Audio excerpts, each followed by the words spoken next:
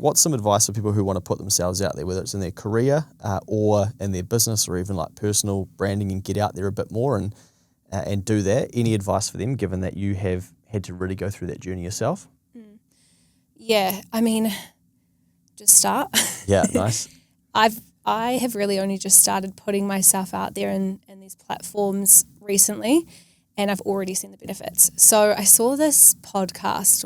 They were saying that 1% of LinkedIn users actually post. Yeah. Which is insane. And the rest just watch. And I think when you think about that, like, there's billions of people on LinkedIn and only 1% are actually actively posting. Like, if you're going to post right now, you're ahead of 99% of people on that platform. Yeah. And you just have to put out a couple posts a week. So I think when you realize that, and it is embarrassing. Like, I know that it takes a lot of courage. Like, it is scary, but who cares? You know, like, actually, who cares? And I put up a post, the other day. I said, I always thought that LinkedIn was, for example, a corporate platform where I always thought, why would I want to share my story when there's multi-million dollar CEOs on here and billion-dollar entrepreneurs? Like, who's going to listen to little old me? And I don't want to post corporate crap. Like, that's not who I am. So I just started posting me running. Yeah, nice. I was just running at a camera pointing to me, and I just said, like, this is some of my story. I posted, me at events. I just posted authentic content, and I actually had a business reach out to me because they saw me running, and they said, I really like what you're about. Can I learn more about your business? We jumped on a call, and now they're a client.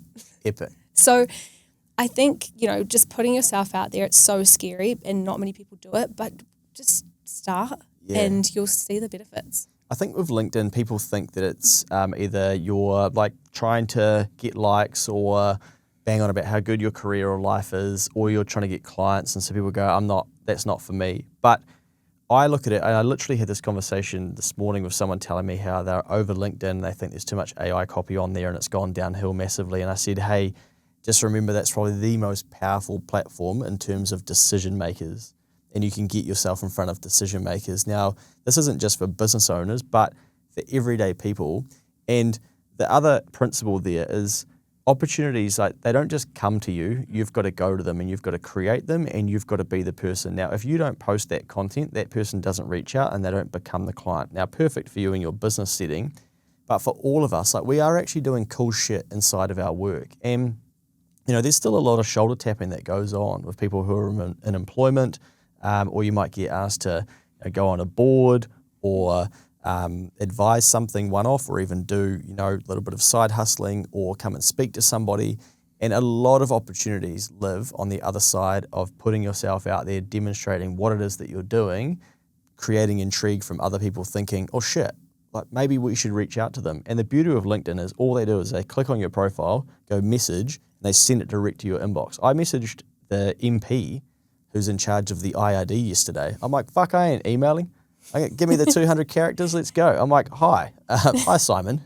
Like, the IRD, First name. the overdue tax data has not been updated. You're in charge of this IRD agency. Like, the public need to know what these figures are. Love it. Can we sort it? And I thought that's probably going to be by a better route than email. Now, he may or may not respond, but with 6 follow-ups, I'm sure he'll. But people forget that you have access to these people. Like, they're on these platforms, and some of them might turn their DMs off, but not many. And again, like, you can drop them a line and say, hey, I love what you're doing. I followed your career. It's amazing, how you've worked up through blah, blah, blah. I'd love to understand a bit more about, where you're going or what it is that you're doing. Can I buy you lunch or whatever? And the access to people in New Zealand is phenomenal. And the reason that works is because most people will never do it. Yeah, absolutely.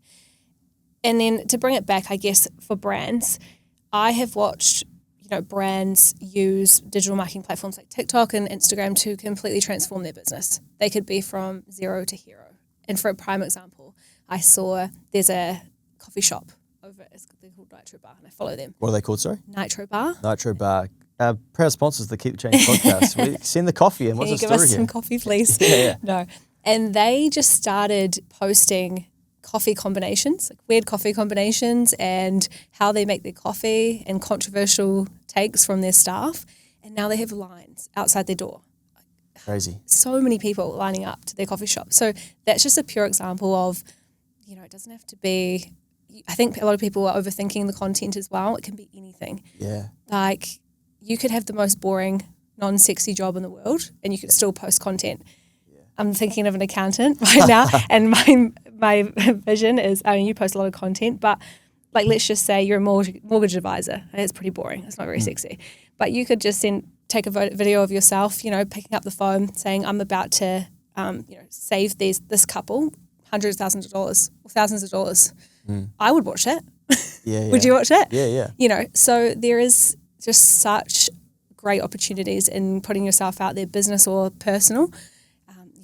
I've seen some crazy stuff from people doing that. It's interesting, because like I've been in this space for a long time now, and when we learnt about that, it was like document, don't create via Gary Vee. So it was like just talk about the shit that you're doing, and I still live into that, and just how much that still works in 2025.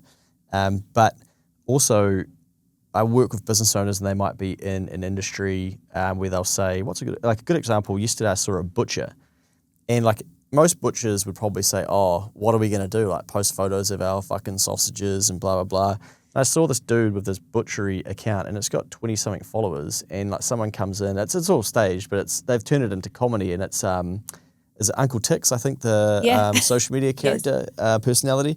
And he's rolling in like, hey mate, like, are there any vegan sausages? Or something. He's like, oh, fuck off. And I'm like, that's genuinely really funny. And I can see, and it just went on and on. There's so many different videos. So shout out to whoever that bloke is with that butchery store.